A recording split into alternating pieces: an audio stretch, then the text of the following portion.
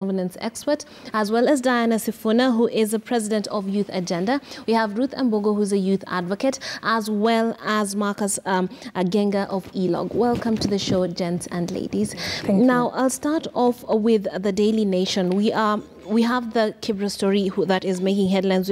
We're told do or die as Kibra goes to the wires. 24 candidates on the ballot for populous Kibra constituency. May the best candidate take the coveted seat. It is indeed coveted, and that is an element that I'm curious about what your take is. Why is Kibra such a big deal? Because all attention has been there. It was perceived that they would leave it for ODM, some of the major competitors such as the Jubilee candidates, but eventually everyone seemed to seep in, and it even has caused a rift in NASA, and therefore everyone seems to be going their own way. So I'll start with you, Dr. Churchill. Why do you think, as has been covered by the press, why do you think Kibra is such a big deal politically? Thank you so much.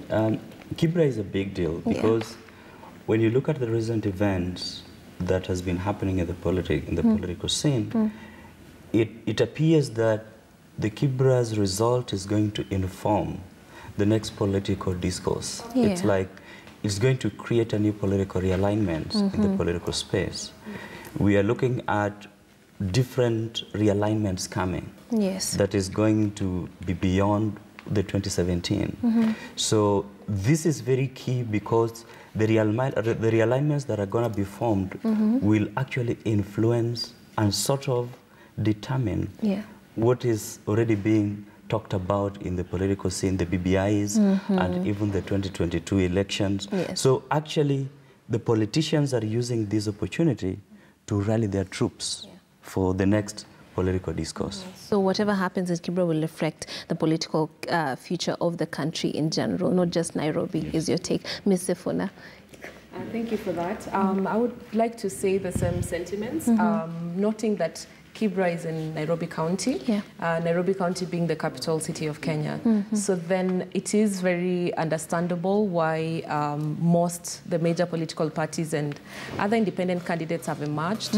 Of most interest to me is the fact that we are having, out of the 24 candidates, 14 of them being youths, young people, bringing themselves forth to claim or take part in the leadership discourse in Kibra.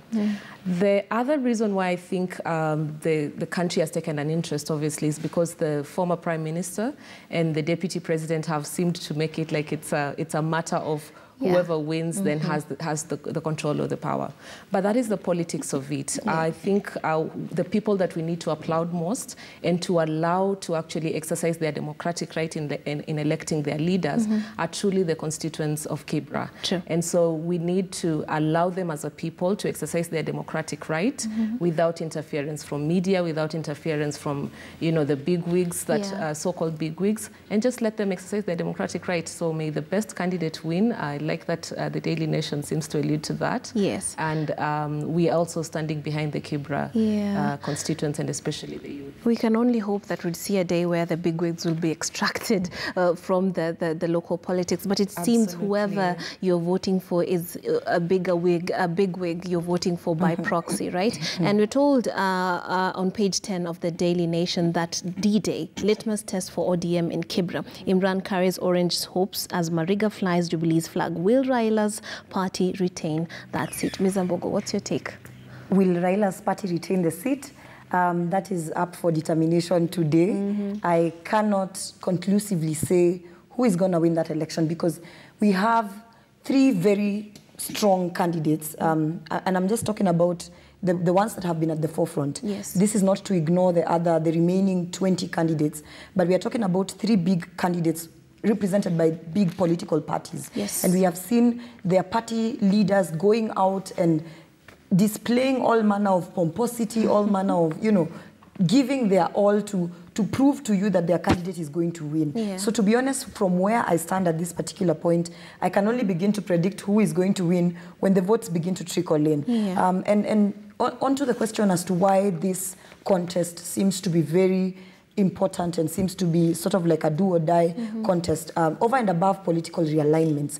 We are seeing political divorces taking place because on the one end, as certain political alignments are breaking up, on the other end, other political alignments are being formed. Yes. We are seeing people who had sworn never to see eye to eye with Ruto standing at the podium with him, shaking hands and dancing on the podium supporting Mariga. We are also seeing people who had sworn that Baba is the Lord of poverty and even swore how Raila has never done any development for Kibra constituency, standing on the same podium with him, swearing to support Imran. So, and it's also, over and above the political divorces, it is also a test for the handshake, because it is in this particular contest that the Political Parties Act has been thrown out of question, in the sense that the Political Parties Act, one of the provisions are that you are supposed to stand for the ideals of your political party. That if you at any point begin to support a different political party, you should ideally be kicked, or you should lose your seat in that political party and go back for a re-election.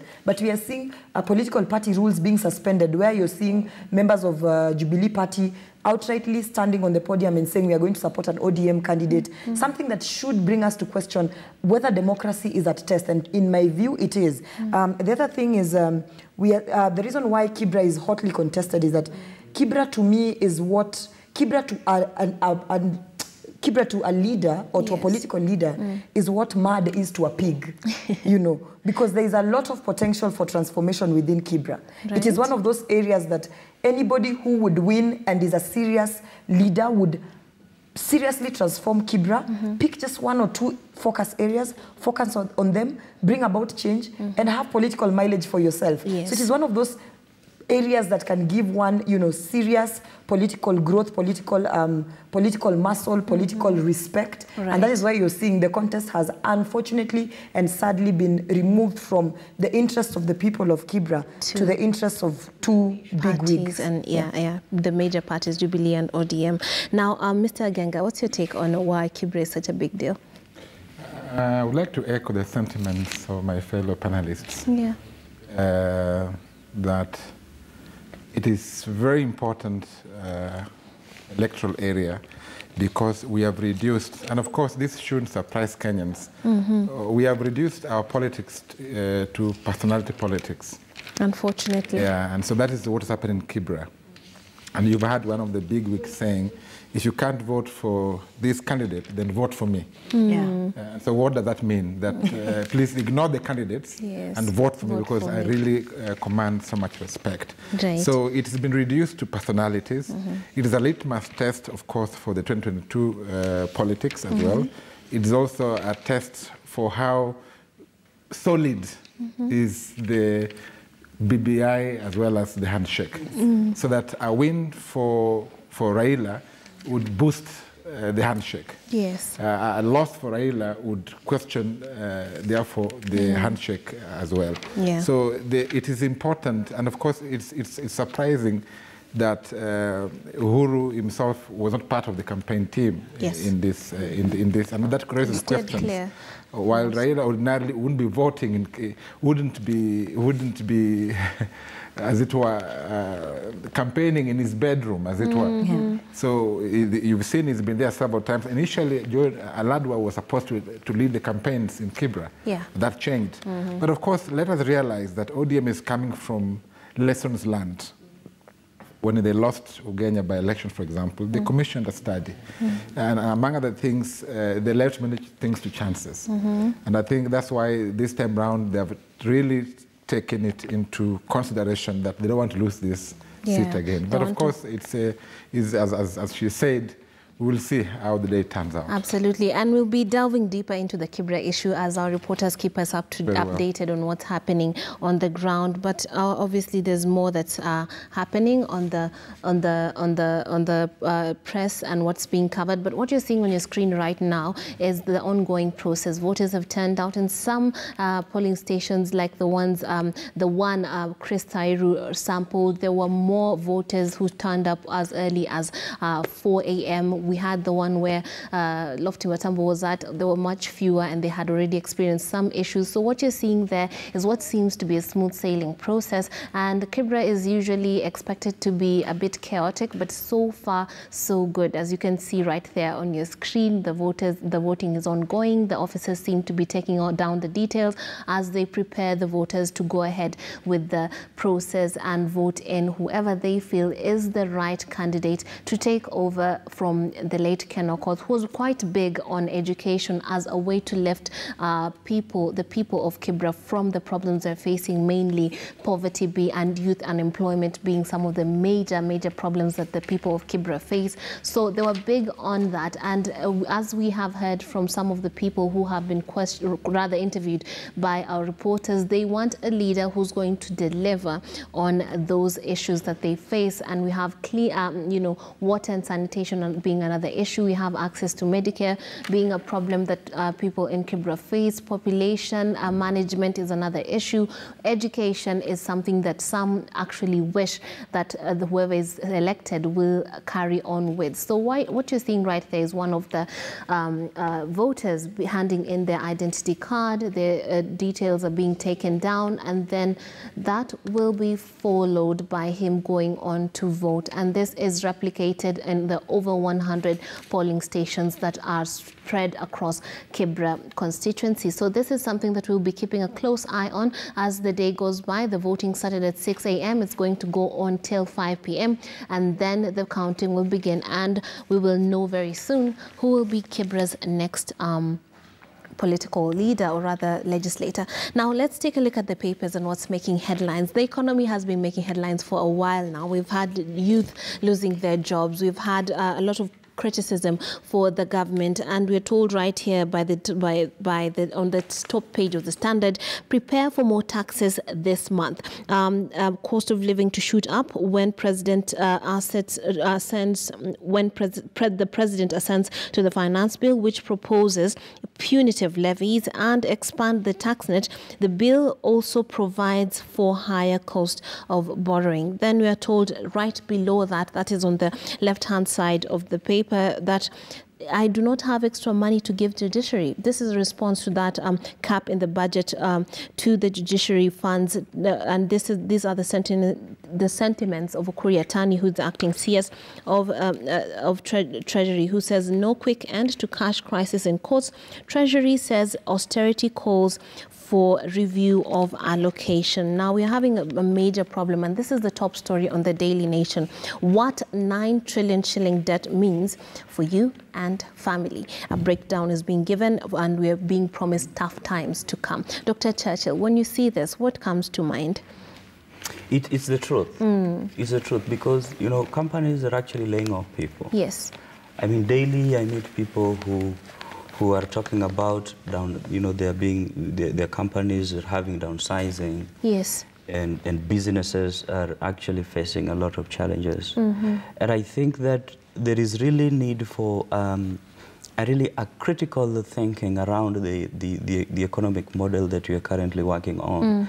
And specifically the extreme borrowing that we have had as a country is not just having an effect today and far beyond. And when you look at the outroar that has come out amongst Kenyans, some regretting some of the political decisions that they've had. Yeah. And it's really something that the government really need to think really critically. It's a very delicate balance that the economic policy makers have to make. Yes. Because we are looking at raising financing to pay back some of the loans that you have borrowed today and the ones that we borrowed before. Right. But then at the same time, we also need to look at the plight of Kenyans. When you are increasing the taxes for the business, what effect is it going to have on the businesses? When you are removing the caps of interests, what is it going to do in terms of borrowing for the Kenyans? So it's really something that is really affecting many Kenyans. And it is really, really the reality on the ground. It is the reality. And the Daily Nation is, the Business Daily rather, is still covering that. We're told interest on risky loans forecast at 6% after cap removal. And then the cash-starved counties are still making headlines. We're told that Kenya's cash-starved counties are seeking to raise project funds for the Nairobi Security Exchange and foreign sources in a move to set to open a new channel to their ballooning public debt. So everybody seems to be struggling, from the common mwananchi, the counties, the ministries, the judiciary. Everyone is complaining about not having enough money, and then there's a debt cap that has been removed. So we're going all the way up to 9 trillion. But then we were told by Ukuri Atani that this does not mean that we are going to immediately borrow so much. It is going to take some time before we'll be borrowing more. What is your take on this trend on the economy and the problems that you're facing, Mr. Funa? Wow, mine would be very interesting because I think for us as civil society, when we look at what the Jubilee administration is doing and how the legislators are passing laws and bills that don't really advocate for empowering the economy as per our master plan in the country, the Vision 2030, yes, where in the economic pillar and even just the general master plan itself talks about growing Kenya into being an economic, a macroeconomic sustainable society and towards becoming a globally competitive country, I think by 2030. Yes. That is one of the ambitious plans that they had. And I would even like to go back into the Kibaki administration, where their strategy paper was on economic recovery strategy. And we did see economic growth at that time. At the time, what was needed was infrastructural development and massive foreign borrowing. The loans were being, that administration also took forth to borrow great loads of money to ensure that infrastructural development is done in Kenya, access to market, services and goods. Now, when we look at the Jubilee administration, and I'd like to look at it critically and just looking at what the president and the legislators have been able to do, we are not really confident in their plight towards youth economic empowerment or just basically economic empowerment. The unemployment crisis, as young people were calling it a few weeks ago, it should be declared a national disaster. Looking at the numbers of the unemployed people and the number of the youths or people entering the labor market every year is just alarming.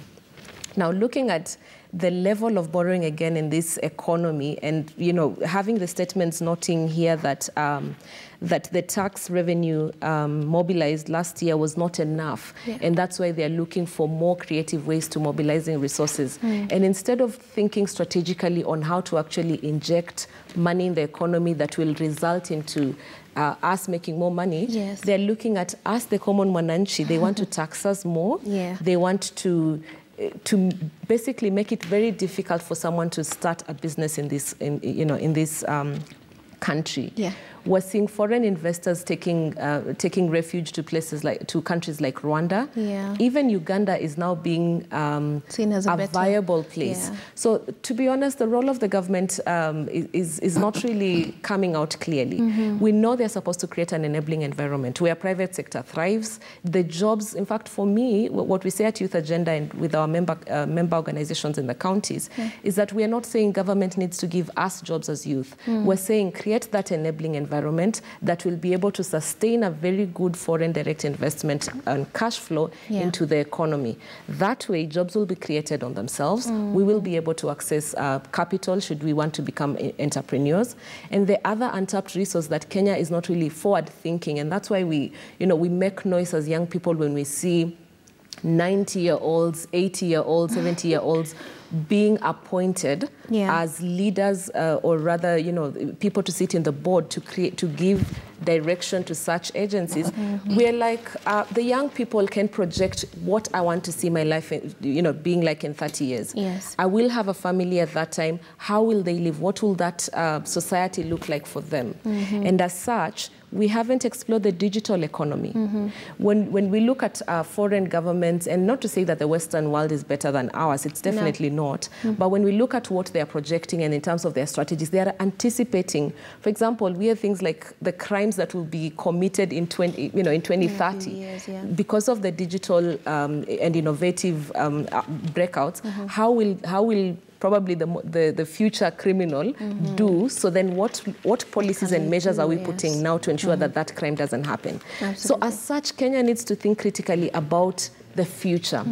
So when you think about the future, and you look at the digital economy, have we been mobilizing resources from there? How do we tap into that? Because every economic actor in Kenya needs to be contributing to the revenue resources. Yes. So that's the problem. I think that we have legislators who probably, and this one is not to call them out, but it is my duty to be a citizen watchdog, who probably are not competent. We need to see, in fact, the leaks that we are getting out here from some of the deliberations being made in the committees is very disgusting, to say the least. Now, it's damning. Yeah, well, as we talk about these legislators, how do they become legislators? We're the ones that vote them in. Exactly. So it boils down, as we talk about Kibra and the election that is ongoing, I mean, we find when you look at voter apathy, it's the young people who are losing jobs, who stay away from the polling stations. So if we are forward-looking, maybe we should be in a society that shifts what informs how we vote. Not the 100 shillings that we are given, not the tribe of whoever we are given.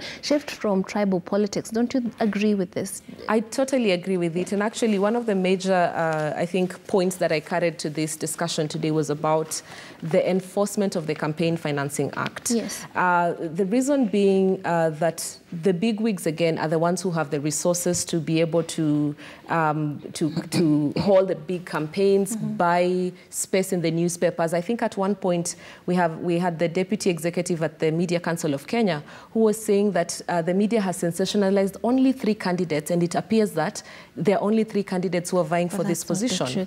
So then you could see that actually on the day when I think it was an ELOG stakeholder discussion that was happening, there was actually on the front page you could see a Jubilee candidate there. On page 5 he was still there, some discussions going on. And then when you go to the back pages of the dailies, on the sports coverage, you see the same candidate there. Then you start reading malice. Is it deliberate, a deliberate conspiracy happening such that a certain candidate is being seen over and over? But then again, I am happy to see that the Kibera people are showing up. Let them decide their leaders. We are not constituents there. Let the real youths and the people in Kibera and the women, as you have heard from the woman who spoke earlier, let them choose their leader. Absolutely. And a very easy explanation is that they're just newsmakers. So the papers would go with the biggest name that will sell the paper and the biggest name that would attract the most attention, as opposed to the smaller, younger newbie that's coming into the political scene. Over to you. What's your take on the coverage of the economy now and in the past few weeks? We had very bad news coming out through the papers. What do you think about it? First, we have to remember that there was a confession made by Moses Kuria the other day, saying that Parliament has let down Kenyans. Somebody asked, he said we. Who is he speaking for? When he said we have let down Kenyans. And for me, first of all, I found some lack of sincerity in that kind of confession. In the sense that this is not something he discovered yesterday or the day when he was making that particular confession.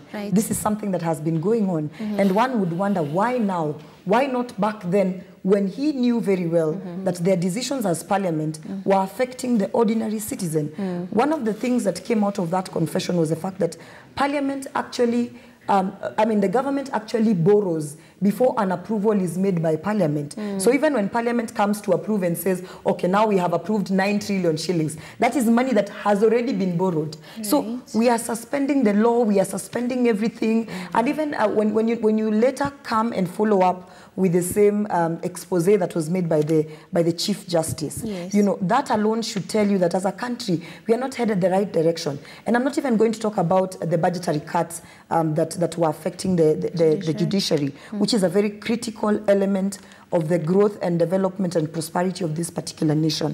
I am just going to talk about how generally the executive and the legislature have found a way of bypassing the judiciary in the sense that they will approve things, they will come up with bills that are unconstitutional, they will pass things that later on at the end of the day directly affect our economy as a nation, because decisions such as to remove interest rate, to remove the interest rate caps, are decisions that will have significant impact on the ordinary citizen like myself. Now, when you remove the interest caps, essentially what you're saying is that Equity Bank, you're at liberty to decide how much interest the people will pay for loans taken by them. And now you're at interest and at liberty as KCB Bank to decide how much interest that you're going to put on your loans, meaning that if you decide that today you're going to have, this year you're going to have a 20% interest rate, an ordinary citizen like myself, a young person like myself, who is thinking of starting a business would not think of going the bank way to get a loan. And, you know, for me, I always say that you cannot tax an economy to success, you know. You cannot tax an economy to financial stability. The thing that you need to do is deal with the particular avenues that the country loses money. And one of the biggest ways we have identified, even a class 1 student, a primary school student will tell you that the biggest problem that this country faces is corruption. Imagine if we dealt with the massive corruption that takes place in this particular country. We are talking of a budget deficit of 607 billion shillings. 607 billion shillings, of which in every single week, there is a corruption scandal running over billions of shillings. KRA is projecting to raise 35 billion shillings in taxes for this financial year. And yet, more of that 35 billion shillings is lost in one single government entity. If we fought corruption, we would not even be looking at taxes as one of the ways of rescuing our economy. I say that, for instance, let's take, for example, the 1 billion shilling that was recently, the scandals, I think it was 6.4 billion shilling scandal by the Ministry of Health. The other day we had an NHIF scandal. The other day we had a medical equipment scandal. We are talking about scandals within the sports ministry. We are talking about scandals that involve big dams that were never constructed. All those small monies, if you put them together, trust me, KRA would not even think about taxation. And in fact, what the government would do instead, it would lower taxes for majority. We would even have a lower VAT on our goods. We would have a lower pay for our income as persons working. We would have lower taxes for companies, because now, in addition to the 30% that companies pay in terms of taxes every end of the month, there is a new tax that is being introduced for companies that are making over 5 million shillings as turnover. Absolutely. This is called turnover tax of 3%. So you are paying 30% taxes at the end of the month. You are paying 3% if you're making over 5 million shillings. You are still going to pay VAT for any of the goods that you will purchase. So when you tax, and you see, the thing is, when the cost of living in a country goes up, meaning that the cost of, but when we say the cost of living has gone up, let me just break it down to the ordinary citizen who keeps wondering, what is this cost of living we are talking about? We mean that if bread was costing 50 shillings in a month, goes up. With the new taxes that are going to be introduced, bread is going to cost 60 shillings. Yes, it will, as a family, cost more. And of course, bread, milk, transport is going to go up because fuel will become more expensive. Services will become more expensive. I'd like to bring let me just finish, and that will mean, the conversation. Let me just finish that part. And that will mean that now, as a citizen, you will now strike off milk out of your budget. What does that mean for the vendor who is selling that milk? The shop is going to close down. If milk is what they were purely selling, and the community around that area has decided that milk is too expensive, you're running everybody out of business. Mr. Ngenga, what's your take on the economic coverage, the coverage of the economy? We're told it's bad, everything is bad, tax is going to go up. What do you feel once you hear this? I think it is a sad state of affairs. Right. Yeah. And I think there should be a national rage in the country. And I think that's why I think the day Kenyans really feel the pinch, if they really feel that pinch, there will be a national rage. Yes. And that day will come, and it won't be a nice day for this country. But of course, it should be understood that the government, what is the purpose of the government? The government exists primarily to safeguard and promote the common good of Kenyans. And the government means the executive, the judiciary, and in Parliament. And so from what you see here, is that the government is actually failing Kenyans, and that day will come. Do you think Kenyans are also failing themselves? Because you're from civil society. We do have a right to say no. Take a look at countries such as South Korea. They actually went to the streets and had a president taken out because of corruption allegations and colluding with one of her friends to raid public coffers. We have one of the South Africans, Dilma Rousseff, was removed because of public protest. Then we have not China, but it was Hong Kong, where the people were in the streets saying, no, we do not want this bill passed because it will have a negative impact on us. But when in Kenya, we seem so agreeable to certain changes.